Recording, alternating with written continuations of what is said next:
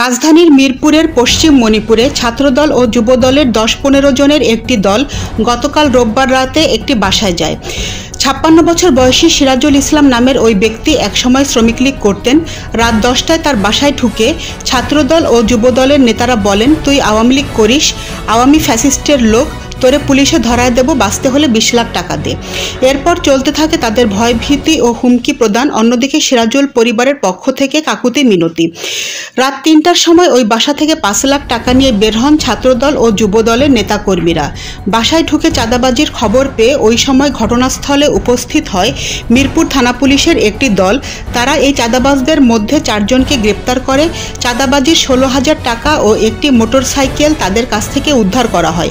বাকি টাকা নিয়ে পালিয়ে যান ওই দলে থাকা অন্যরা।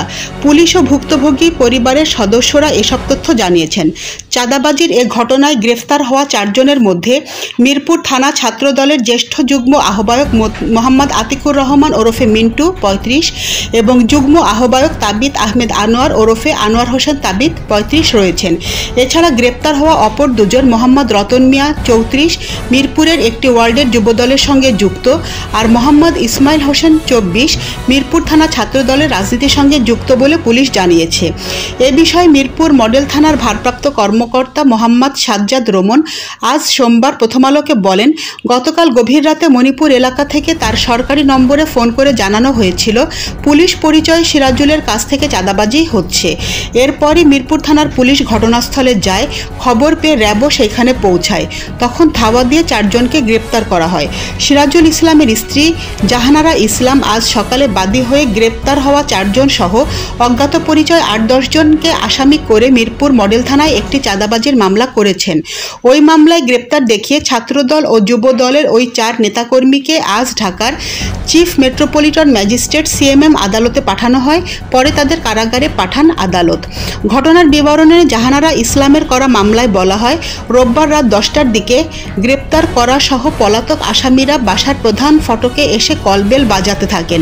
এ সময় পরিচয় জেনে দরজা খুলে দিলে তারা বাসায় ঢুকে সিরাজুল ইসলাম ও তার স্ত্রীকে জিম্মি করেন। তারা সিরাজুল ইসলামকে, তুই আওয়ামী লীগ করিস, আওয়ামী ফ্যাসিস্টের লোক, তোরে পুলিশ দিয়ে ধরায়া দেব বলে ভয়ভীতি দেখান। তারা সিরাজুলের কাছে ২০ লাখ টাকা চাঁদা চান। চাঁদা দেওয়া না হলে সিরাজুল ও তার স্ত্রীকে প্রাণে শেষ করে দেবেন বলে ভয়ভীতি দেখান ও হুমকি দেন আসামিরা। তারা প্রাণ বাঁচাতে তাদের কাছে থাকা ২০,০০০ টাকা আসামিদের হাতে তুলে দেন।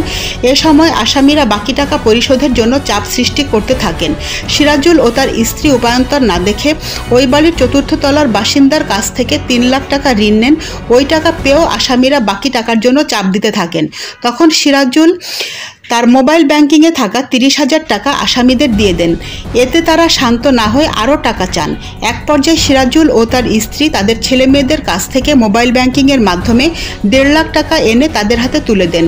রাত ৩টার দিকে আসামিরা ৫ লাখ টাকা নিয়ে বের হচ্ছিলেন। এরই মধ্যে পুলিশ ও র্যাব ঘটনাস্থলে পৌঁছায়। এ সময় আসামিরা এদিক সেদিক দৌড়ে পালানোর চেষ্টা করেন। তখন পুলিশ ও র্যাব ৪ আসামিকে গ্রেপ্তার করতে সক্ষম হয়। অন্যরা পালিয়ে যান। নয়নতারা নিউজ, ঢাকা।